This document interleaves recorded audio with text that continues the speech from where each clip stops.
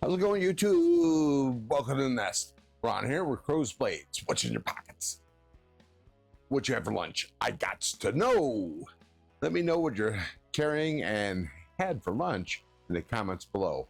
I have an interesting knife to do a review on, and links to this knife and other items I use are located in the video description. Let's get on with the review.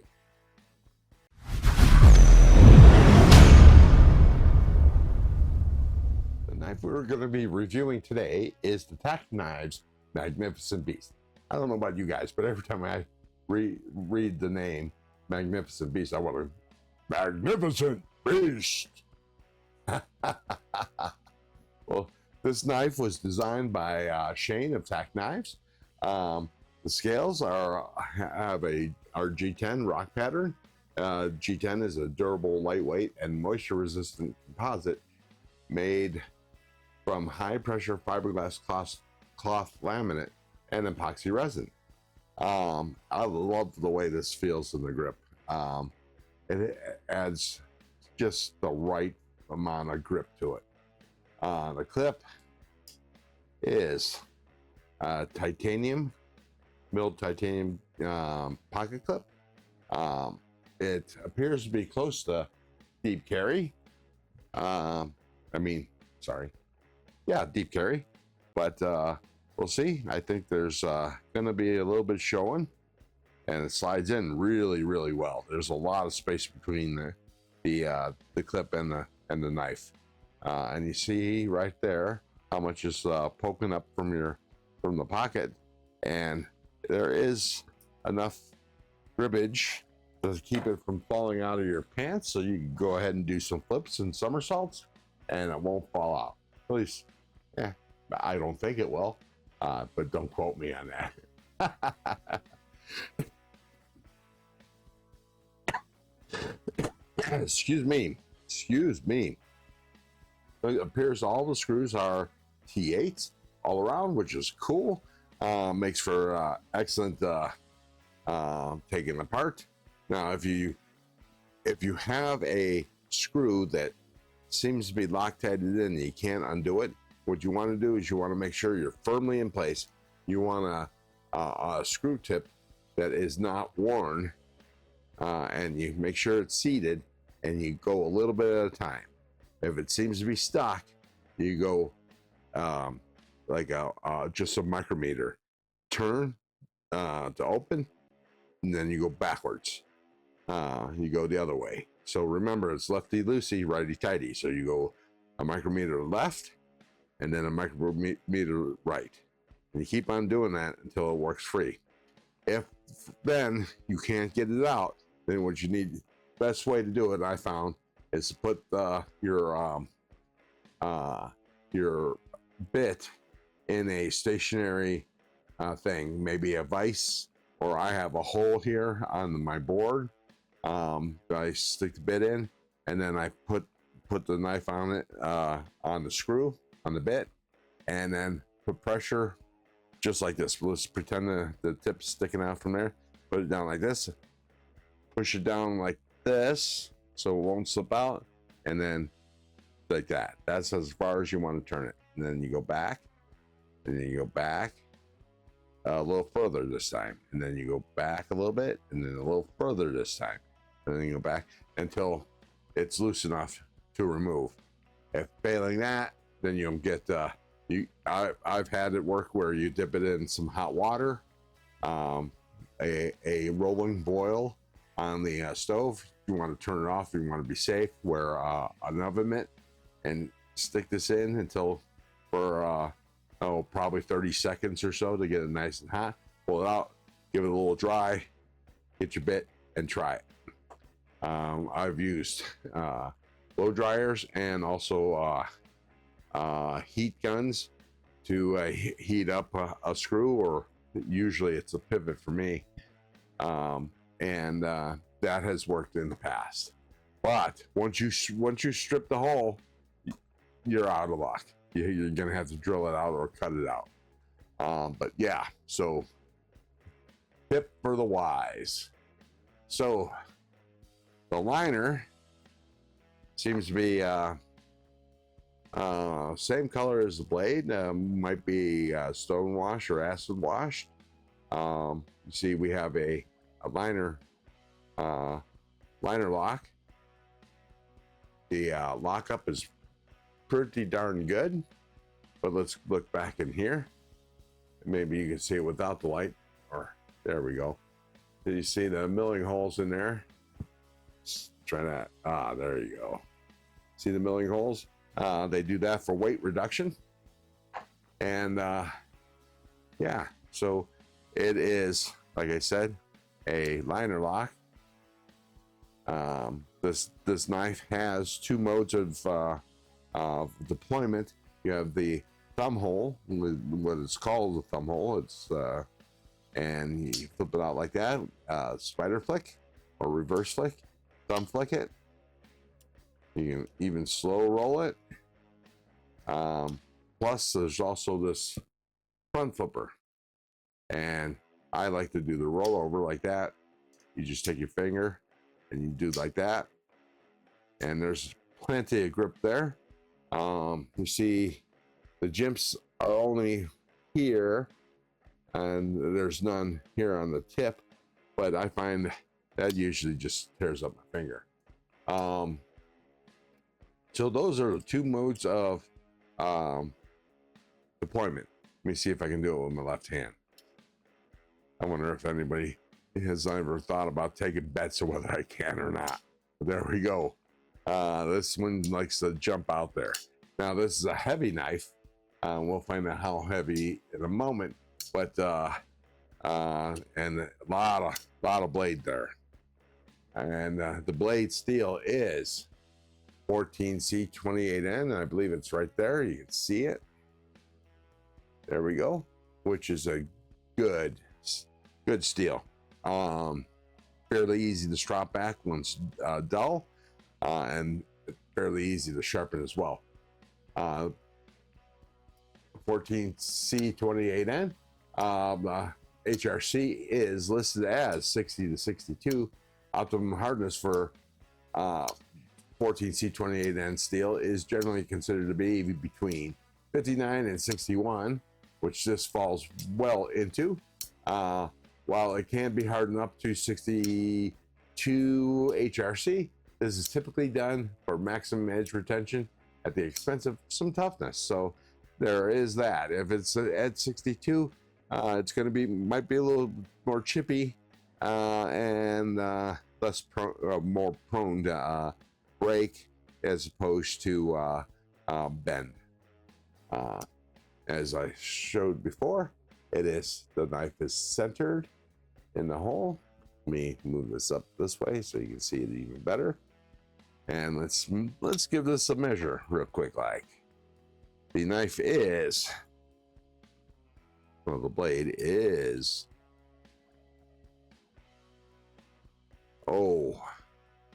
just shy of 3.5. We're going to call that 3 7/16. Yeah, that's right. Well, 3 7/16, as you can see there. And the cutting edge it is, let me move my hand out of the way here. Looks like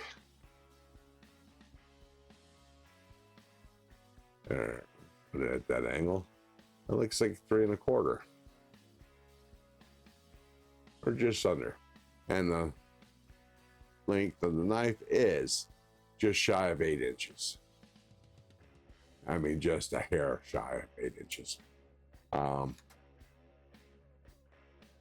Let's break out the scale and see how heavy this thing is, because it's got some heft to it.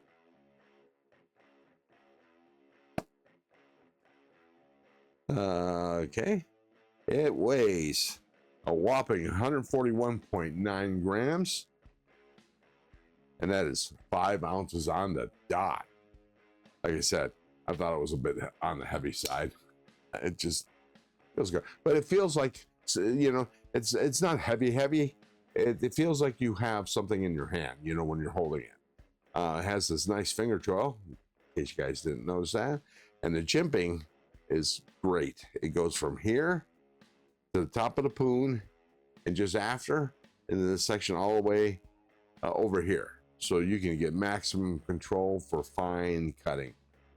Yeah, okay, another thing, since we talked about weight and size, let's do a knife comparison. I pulled out some knives that are fairly similar in size. We have the Honoson's G059. It's a little bigger than the G059, but they're very close though. It just has more girth. Let's pull out the Kaiser Milita, and it's very lines up with the Kaiser Milita. And let's see. And as you know, the main purpose of doing this is perhaps you all know certain knives, and then you can make a comparison so you know what you're getting into. Here is the GWCASE, which is almost spot on the same size, and the Kaiser Serpentine, which is slightly bigger than the Milita, and it's just slightly bigger than the Magnificent Beast. So you see the GWCASE and the Magnificent Beast almost line up perfectly. I thought that would be the case, and that's why I broke it out of its slumber. Anyways, yeah. So this is a really nice knife, and it's great for the price. It comes in at $69.95 at White Mountain Knives, and you can also get it on the TacKnives website for the same price. Although you can save 10% at White Mountain Knives using the code of a YouTuber of choice. Fortunately, I do not have one, but that's only because I haven't gotten around to writing a letter and all that kind of thing. But this is a pretty doggone nice knife. I didn't talk much about the blade steel though, about the shape or anything like that. It is background, and it's definitely, I got the stonewash version, and it's a modified sheep's foot. Sheep's foot belly usually curves up a little bit and drops down on top, and there usually is a lot less of a point, but I really call this a modified sheep foot, to tell you the truth.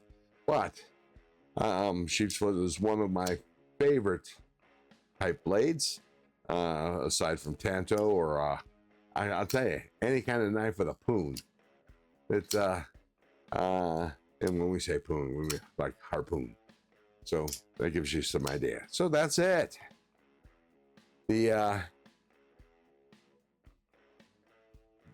I would highly recommend this knife for the price. You get a good bang for your buck.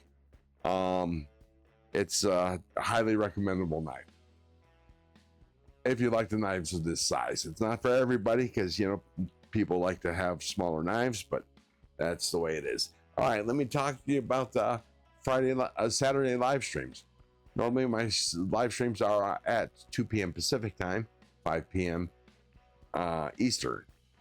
We usually go 2 hours, sometimes 3, and on occasion 4 hours. We just have a good time talking and talk about knives, talking about family, food, drink, and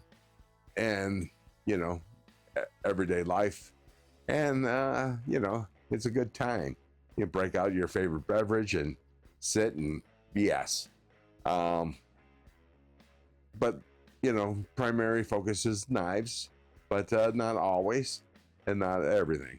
And sometimes I might even take a knife apart and service it on a live stream, or maybe even give it a sharpen. On the first Saturday of every month, time changes. I'm at 12 noon Pacific, 3 p.m. Eastern time. And then that live stream is usually short, usually like hour 45 minutes or so. But then I do a late night live stream. Not too late, but at least not too late for me. I start at 10 p.m. Pacific, 1 a.m. Eastern. And those live streams can go 2-3 hours, sometimes even 4, depending on how much fun I'm having and how awake I am, because that could be tough.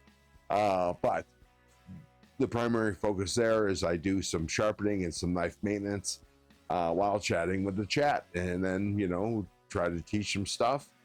But that's the way it is. That's what my channel is all about. If you like this video, subscribe for more content. And if you're shopping for gear, check out the video description for the items I use. Some of the links may or may not be affiliate links. Affiliate links benefit the channel at no cost to you and may be attached to a coupon code, which will save you some money at checkout. Please like, subscribe, and leave a comment. I want to know what you're carrying and what you had for lunch. Thank you. We'll see you in the next one. Keep your blade sharp and your wood hard.